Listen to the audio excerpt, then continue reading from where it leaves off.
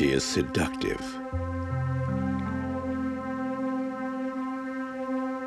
She is passionate. She is possessive.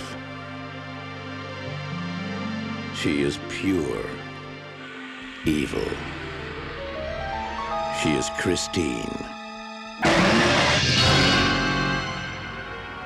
Christine. Body by Plymouth. Soul by Satan. Watch out for her this Christmas.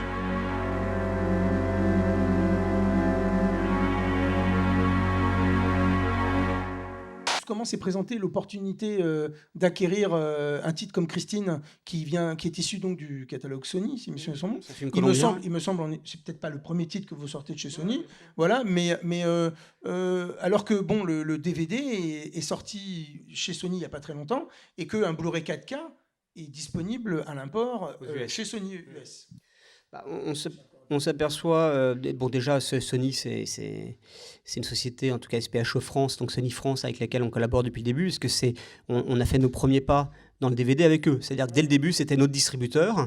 C'est-à-dire que nous, on fait le travail d'éditeur de A à Z, promotion, communication, etc.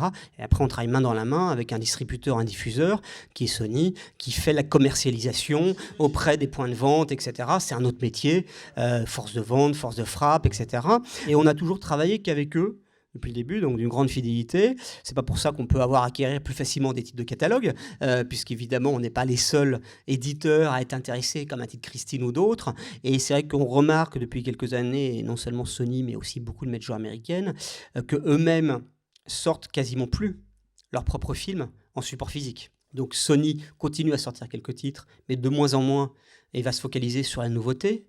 De même, d'autres majors américaines, il y a un double positionnement. Soit il y a des sociétés qui se disent « bon, bah, je le fais pas, mais personne d'autre le fera ». Voilà, donc je ne vends pas mes droits, je ne fais pas de sous-licence, etc. Soit d'autres sociétés comme Sony, comme la Fox, comme Paramount maintenant aussi. Je mets ces titres disponibles sur le marché et je les vends avec un minimum de garantie à des acteurs indépendants ou autres qui vont m'acheter le film. Je dépense rien. Je gagne un minimum de garantie, ils sont exploités, et c'est comme ça qu'on a eu plusieurs deals avec Sony sur un certain nombre de titres. Christine est un titre parmi tant d'autres. Le premier titre qu'on avait sorti, je crois, avec Sony, c'était Body Double de Palma, il y a 4 ans. Pareil, je pense que c'est le même acabit. Body Double, c'est pas rien comme terme de titre, mais ils l'ont cédé. Sauf que là, en l'occurrence, ils ont déjà fait le travail de restauration, ils l'ont déjà sorti eux-mêmes aux Comme États-Unis. tous leurs titres. Comme tous leurs titres, c'est-à-dire que tous ces titres-là, sortis par nous et par d'autres, le travail de restauration admirable fait par Sony aux États-Unis est fait de manière mondiale pour l'ensemble des droits. Justement, dans le cadre éventuellement d'une exploitation de leur catalogue par des tiers. Éventuellement. Je dirais d'abord pour l'exploitation de leur catalogue par eux, pour les chaînes de télé, pour les plateformes VOD. Mais aux États-Unis. Monde entier. On n'a pas les droits de télé Christine, c'est Sony France qui les gère. Bien sûr. Et c'est ça sur toutes les entités dans l'ensemble du monde. Le business, et évidemment pour un film comme celui-là, une société aujourd'hui, c'est la vente télé. Qui génère le plus de profit aujourd'hui. Ou la SVOD, qui est de la télé aujourd'hui. Mais si on prend Sony, si on prend les autres, c'est des restaurations qui sont faites en 4K, de très haut niveau, une très bonne qualité. Et c'est pas pour ça qu'ils vont le sortir eux-mêmes. Dans tel ou tel territoire, mais y compris aux États-Unis. Si on prend Criterion, sortent de plus en plus beaucoup de titres de films de major, qui ne sortent même plus eux-mêmes.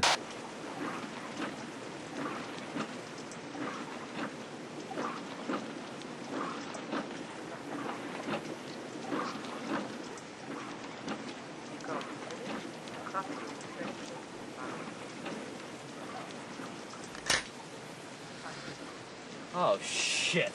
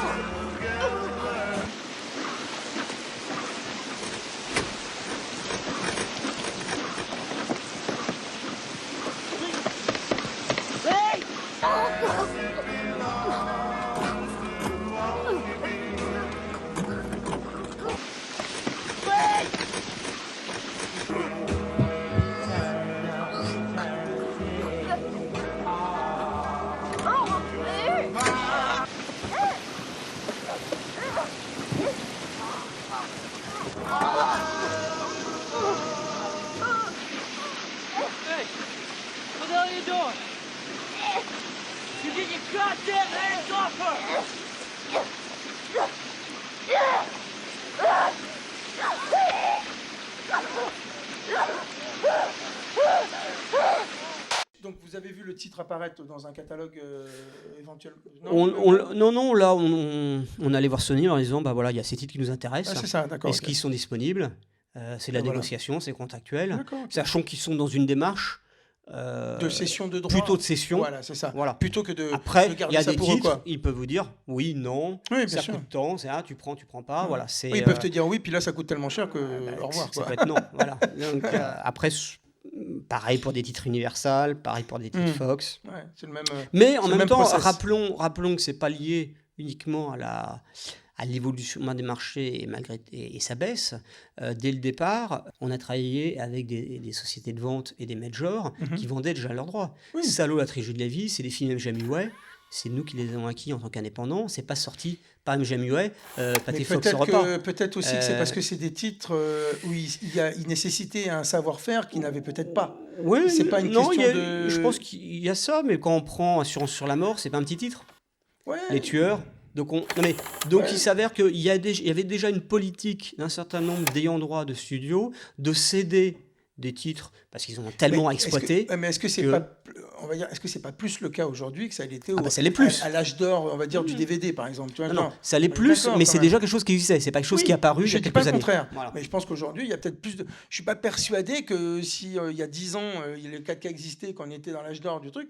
Tu aurais pu sortir Christine. Non, je pense pas. Tu vois, voilà, c'est là où je voulais en venir. Et donc, toi, du coup, tu récupères, on va dire, le même master, enfin, en tout cas, le truc qui a été travaillé par Sony aux États-Unis, on est d'accord? Juste pour revenir sur la genèse du projet Christine, en fait, à la base, on avait aussi envie de le ressortir parce qu'on avait remarqué qu'il y avait pas mal de gens qui étaient un peu déçus que la présente édition n'ait pas de sous-titres français sur le film.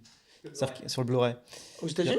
En France. Ah, et oui. aux États-Unis. C'est-à-dire qu'en fait, ils avaient mis les sous-titres sur le commentaire audio, mais ils avaient omis de mettre ceux du mais film. je crois que le Blu-ray 4K qui est sorti il y a un an. Non, là, je parle il y a 2-3 ans déjà. Le Blu-ray sorti en France. Le Blu-ray sorti en France, c'est-à-dire que nous, on a les droits dessus depuis 2017, si je ne dis pas de bêtises.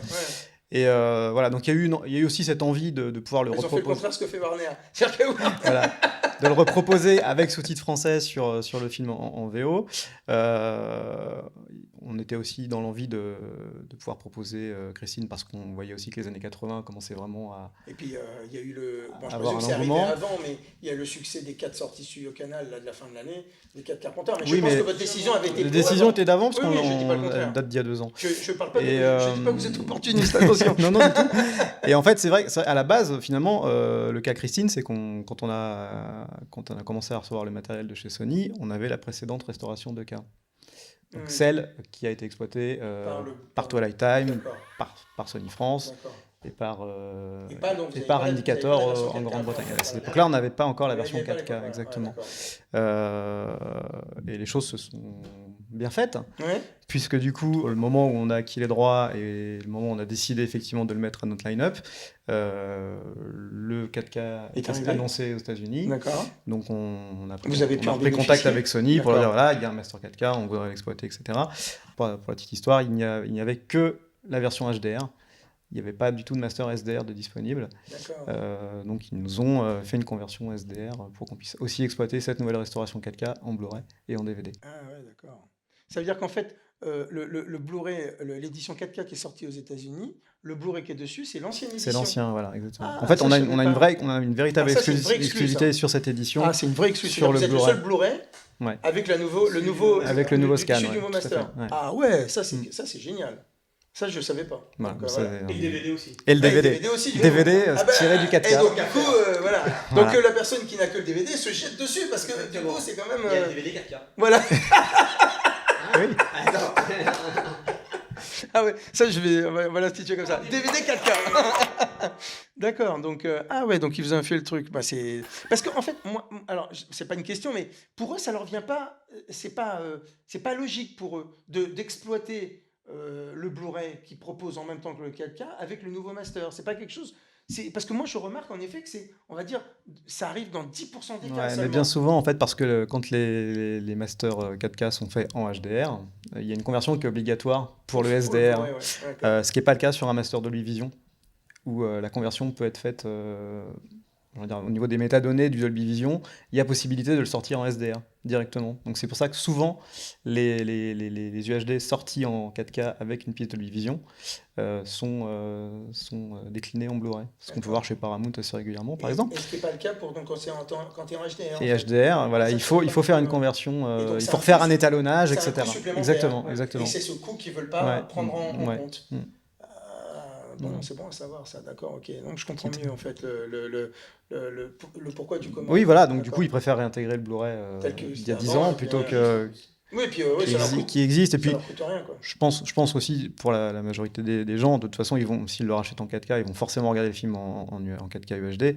Je pense que le Blu-ray est plutôt là pour accompagner, pour les bonus qui sont rarement exploités sur l'UHD. On est d'accord. Voilà, oui, mais parce que moi je comprenais pas la pertinence commerciale de proposer un Blu-ray, l'ancien Blu-ray, surtout quand le gars, admettons, parce que grosso modo, quand tu sors des éditions 4K et Blu-ray, si je reprends, on va dire, la logique commerciale qui avait été mise en place à l'époque du DVD et du Blu-ray, c'était pour inciter les gens à passer au Blu-ray, on est d'accord? Donc là, en se disant Blu-ray 4K, c'est pour inciter les gens à passer au 4K. Sauf que, tant qu'à faire, là, les mecs qui ont acheté déjà le Blu-ray ne vont pas le racheter, puisque c'est le même. Enfin, a priori, ils sont censés être au courant que c'est le même. Donc du coup, tu leur donnes pas envie d'acheter l'édition s'ils n'ont pas le 4K, et donc du coup, de ne pas se lancer dans le 4K éventuellement, tu vois. Donc ça donnerait plus envie quand même d'avoir, comme vous faites vous, un Blu-ray issu du nouveau master, parce que le mec il se dit, bon, j'ai pas le 4K, mais j'ai la nouvelle édition, et ça me donnera peut-être envie éventuellement, on est dans cette logique commerciale, tu vois. Donc je comprends un peu mieux pourquoi, donc c'est toujours une histoire on va dire de petits sous, de gros sous en fait, bien sûr, cette histoire.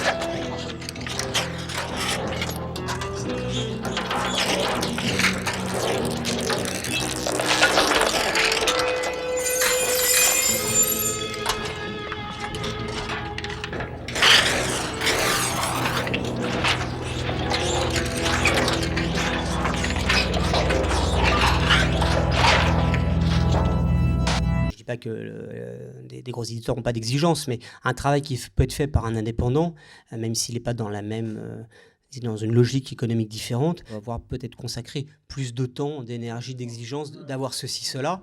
Ça dépend, tu me diras, de chaque indépendant. On développera si tu veux. Mais voilà, autour d'un café. Après, sans image et sans son. Mais non, mais c'est vrai que voilà, on passe le temps qu'on passe sur un titre comme Christine. D'autant plus aujourd'hui avec une baisse générale du marché. Si on devait quantifier le temps, l'énergie qu'on passe dessus, c'est ce que peut faire un éditeur indépendant puisqu'il ne quantifie pas ça. Tandis qu'une grosse structure qui est dans une logique financière différente, etc., le quantifie, et on va dire passer plus de temps au nouveau Marvel pour en vendre 20-30% de plus que vendre 10-20% de plus de Christine. Donc c'est ça aussi notre force, notre plus-value, outre l'exigence, l'envie cinéphilique, éditoriale et de proposer la meilleure technologie, les meilleurs éléments, suppléments, bonus, etc., c'est qu'on peut aussi se le permettre. En tout cas, on prend le temps de se le permettre. Bien sûr. Voilà, ça, c'est important. Quelle a été ensuite la démarche, votre ligne directrice, votre fil rouge pour accompagner cette édition pour que, déjà, donc on a déjà ce Blu-ray qui est exclusif. Donc ça, déjà, on a déjà on va dire un côté inédit au niveau de la technique par rapport à l'édition américaine. Mais en termes de démarche éditoriale, quelle a été la volonté? Une volonté de se démarquer, une volonté d'aller plus loin, de compléter ce qui avait déjà été fait. Ça a été une évidence tout de suite de le présenter, de le proposer dans votre, je dirais, dans votre line-up, enfin pas line-up, mais dans votre collection, dans cette collection-là. Enfin voilà. Ouais. Alors, est-ce que ça a été une évidence tout de suite? Non.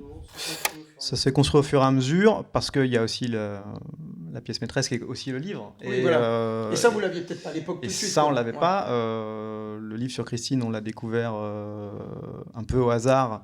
Et le nom de Lee Gambin également, puisque on ne connaissait pas en tant que journaliste, etc.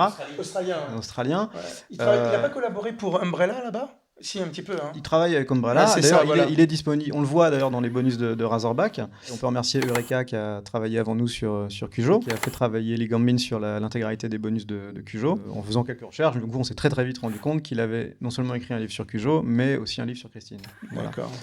Ça tombait donc très bien. Ça tombait à point nommé. Exactement. D'accord. Et donc c'est là qu'est venue l'idée de se dire pourquoi pas faire un ultra. En ultra collector, effectivement, oui, et du coup de proposer l'UHD et de se lancer aussi dans l'aventure UHD. Ouais.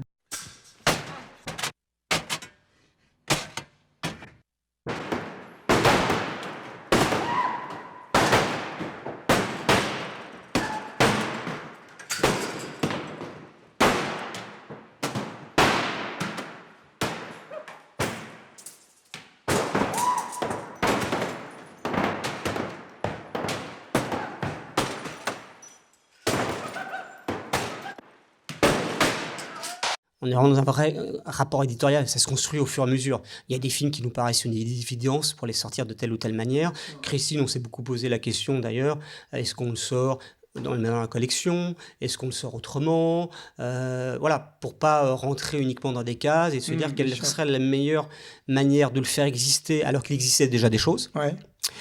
Et puis aussi, qu'est-ce qu'on aurait envie de trouver, nous, en tant que spectateurs, consommateurs, si on devait racheter une édition de Christine, alors qu'on l'a peut-être déjà chez soi. Voilà. Ouais, bien sûr. Et parallèlement aussi, aller chercher de nouveaux... C'est constamment ça notre challenge, aussi bien sur la salle que la vidéo, aller chercher de nouveaux publics qui connaît Ted Carpenter, qui connaît Stephen King, mais qui n'a pas vu Christine, et qui ne connaît pas.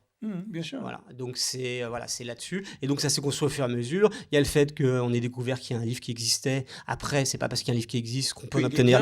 Non, mais qu'il est bien et que vous pouvez en obtenir les droits aussi. Qu'on peut en obtenir un droit. Ouais, c'est-à-dire qu'on se contente pas. On est vraiment, je pense, dans une vraie exigence que souhaite le spectateur. C'est-à-dire qu'on se met toujours à la place du spectateur. Et c'est pas parce qu'il y a un livre qui sort et qu'on va le mettre. Si on le trouve pas intéressant, pas bien. Bien sûr. Mais à partir du moment où il est intéressant, vous en avez les droits. Là, en plus, il y a un côté inédit aussi parce qu'il est jamais sorti en France. Donc il a fallu le traduire. Il a fallu le... Ça passe par ça. Ça passe aussi par le côté iconographique qui est important. Bien sûr. Donc c'est-à-dire qu'une des plus-values de chacune de ces éditions-là, c'est qu'on va, dans la mesure du possible, aller chercher des photos rares, inconnues, qu'on ne voit pas à droite à gauche sur le net, dans des bouquins, etc.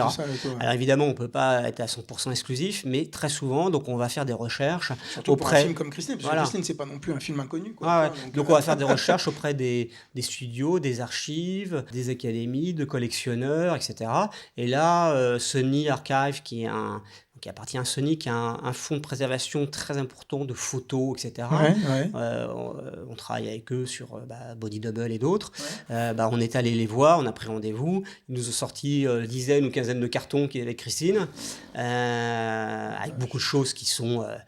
qu'on retrouve en 3, 4, 5 exemplaires. Mais dedans, on a vu des photos magnifiques de plateaux de tournage qu'on n'avait pas vu ailleurs. Alors évidemment, dedans, vous avez aussi des photos qu'on a déjà vues, parce que quand on a une belle photo iconique, on ne va pas se priver. Mais évidemment, sur la 40, 50 photos qu'on met, il y a beaucoup de photos qu'on n'a jamais vues.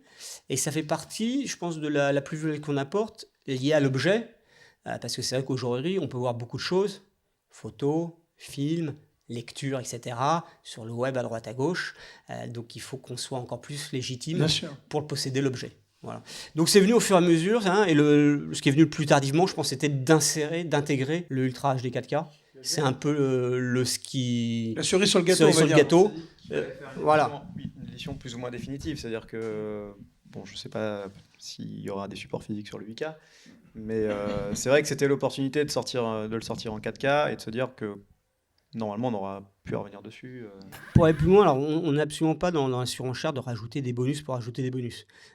Justement, est-ce qu'il y a des bonus que vous n'avez pas pris qui existent sur l'édition américaine exprès parce que vous considérez qu'elles n'étaient pas pertinentes pas pertinentes je crois pas, là. Je crois qu'on a... D'accord. Mais on a rajouté des choses. Oui, d'accord. Okay. Richard approached me and said he had the rights. He wanted to do this new book by Stephen King called Christine. And I read it.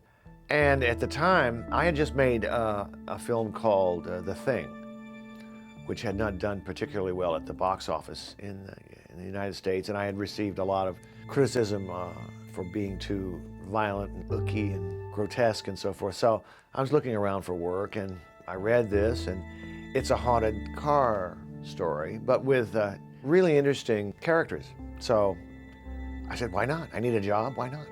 I then had lunch with the executive vice president of Columbia Features. He said, you know Stephen King? I said, yes. And he said, there's a brand new manuscript out of his that's called Christine. Do you know who's bought it? And I said, yeah, me. And I think I was going to die at the dinner table, And it became very easy. Bill Phillips was hired to do the screenplay. This was probably September, October of 82. C'est vrai qu'il nous arrive de faire une sélection. Par exemple, on prend Cujo, où Eureka a sorti une édition énorme de suppléments, 4 autres bonus. Bon, on se dit, enfin, moi personnellement, je dis 4 autres bonus sur Cujo, c'est peut-être beaucoup. Alors après, on visionne tout, on regarde. Mais on se dit qu'on va peut-être pas tout proposer dans la sortie en France, donc on fait une sélection qui est pas juste une question de coût, de durée, etc., mais de se dire voilà, c'est pas parce qu'il existe 4-5 heures de bonus faits en Angleterre, aux États-Unis, etc., que toi les commentaires audio, s'ils nous semblent bien, on va le faire, mais tout ça, il faut pas oublier que c'est des vrais coût investissement pour nous, éditeurs français, parce que le spectateur a tendance à oublier de se dire « Ah bah oui, mais regardez ce qui se passe aux États-Unis et en Angleterre. » Sur des films en langue anglaise, il y a un truc qui change radicalement, il n'y a pas de sous-titrage. Alors, faites un commentaire audio sur les États, c'est 2 heures, 2 heures et demie, en plus où les gens parlent beaucoup. Donc des coûts énormes, et donc c'est vrai que c'est... Non mais en termes de travail, de suivi et de coûts, c'est quelque chose qui est non négligeable, donc c'est un vrai choix à faire, à la fois sur si c'est bien, le rapport, toi le peser dans la balance, mais c'est vrai que on peut pas, il y a cette donnée-là qu'il faut aussi prendre en compte de la spécificité de la langue française. Est-ce que tu sais si la restauration a été faite à partir du négatif ? Toutes les nouvelles restaurations Sony sont faites à partir du négatif. Toutes les restaurations 4K. D'accord. Donc, c'est pour ça qu'elles sont magnifiques, pour la plupart. Même Dracula. Donc ça, il va couper là. Voilà. Ça, il nous fera son petit module sur Dracula à part. Voilà. Mais essaye pas de nous impliquer dans Dracula, c'est vrai. Il me semble un autre apport aussi de cette édition, mais je ne crois pas qu'on l'ait, c'est la création du visuel alors, j'espère que je le prononce bien, c'est Mingère ou Minguère ? Je ne sais plus. Je dirais Manger. Manger. C'est Germain Barthélemy. Germain Manger. D'accord, ok, Manger. Donc, Manger, si je veux faire l'américaine. Voilà, peut-être. Donc, German Manger. Donc, alors, moi, j'ai pas trop suivi, mais est-ce qu'il vous en a déjà fait de par le passé ? D'accord, donc c'est la première fois. Donc, est-ce que tu peux nous parler 2 minutes de lui, un petit peu, et puis nous dire pourquoi et comment tu l'as choisi ? C'est vraiment là pour le coup un hasard, c'est qu'on faisait des recherches d'iconos sur le web, comme très souvent, et qu'on est tombé sur son travail. Il avait déjà fait une première version de ce visuel de Christine, mais qu'il voulait reprendre pour lui. Voilà, exactement. On a trouvé que le visuel était vraiment très très chouette et qui fonctionnerait très bien dans la collection. Donc effectivement, on l'a contacté. Il était enchanté de pouvoir faire partie de l'aventure. Et par contre, voilà, il avait envie de faire quelques petites retouches dessus, etc. Ce qui était tout à fait normal, quoi. Ouais. Chaque collector, c'est un illustrateur différent. C'est-à-dire quoi, sur les 13 titres. Pour l'instant, ouais, on n'a jamais fait toi, appel 2 fois à la même personne. Voilà. Non, ouais. Et des gens aussi, c'est une volonté, ouais, des gens aussi bien talentueux avec lesquels on pourrait recollaborer. Mais c'est vrai que l'idée d'apporter aussi cette plus-value de travailler avec un artiste différent pour chaque sortie, chaque projet, et d'aller faire des recherches de les artistes qui nous paraissent les plus cohérents par rapport à leur style, par rapport à ce qu'on veut avoir en couverture. Après, c'est rentrer en contact avec eux, ce qu'ils sont disponibles, ce qu'ils ont envie, les conditions, etc. Mais l'envie aussi de se renouveler à chaque fois. Même s'il y a, je pense, les styles de visuels sont assez différents l'un à l'autre, mais il y a une entité. Oui, voilà, c'est ce que j'allais dire. Il y a une sorte de t'as l'impression que limite que ça peut être la même personne. Pas tous, mais certains. Mais dans l'ensemble. Et je pense qu'il y a une vraie cohésion sur l'ensemble. Il y a une cohérence sur le. Voilà. Il me semble. C'est comme ça que je le ressens.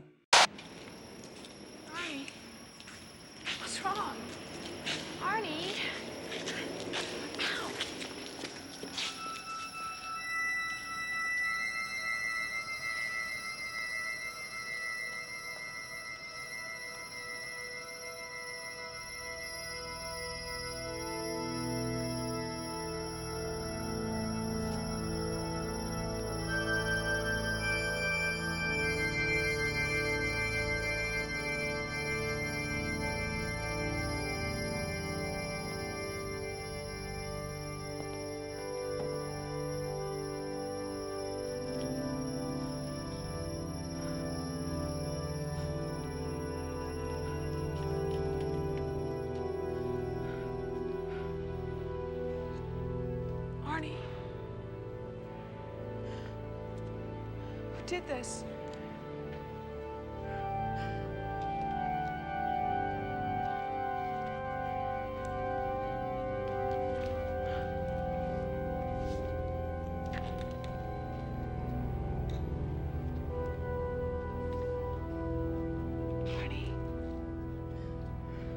Don't touch me, shitter! Oh, this is just me. Get away from her! Get away from her! Cette édition ultra collector et s'accompagne aussi de 2 autres éditions, une édition simple en DVD et une édition simple en Blu-ray, d'accord? Donc il me semble en tout cas, les autres éditeurs ne font pas forcément, parce que quand ils vont sortir un coffret réunissant le 4K, le Blu-ray et le DVD, il n'y a pas forcément, on va dire, la possibilité de l'acheter uniquement en DVD ou en Blu-ray à côté. Arrêtez-moi si je me trompe. C'est-à-dire qu'à un moment donné, on sait qu'on est sur un prix qui est quand même qui est là, qui est un prix de 50 €, qui n'est pas rien pour le consommateur. En même temps, on peut trouver toujours trop cher, pas assez cher, généralement trop cher pour la part du consommateur. Mais 50 €, c'est un peu le prix plancher palier pour faire exister ce type d'édition par rapport aux coûts, aux investissements, etc. Mais on sait aussi en même temps qu'on est un petit peu au maximum de ce qu'on peut proposer en termes de prix, en étant sur, certes, un coffret, je pense, extrêmement conséquent, passionnant, parce que là, le livre, c'est un vrai livre. C'est pas 150 pages de photos avec 30 pages de texte.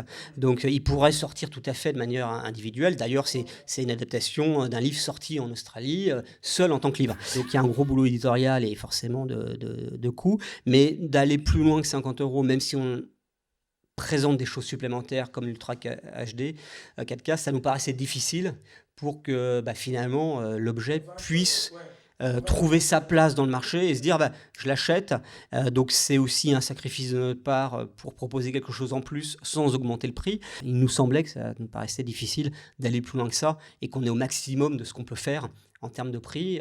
Donc tant mieux pour le cinéphile, le consommateur. Il a la même chose avec l'Ultra HD, même si une majorité de gens auront la galette sans forcément avoir le lecteur ou l'écran, mais en tout cas ils l'auront, et tout ça pour le même prix.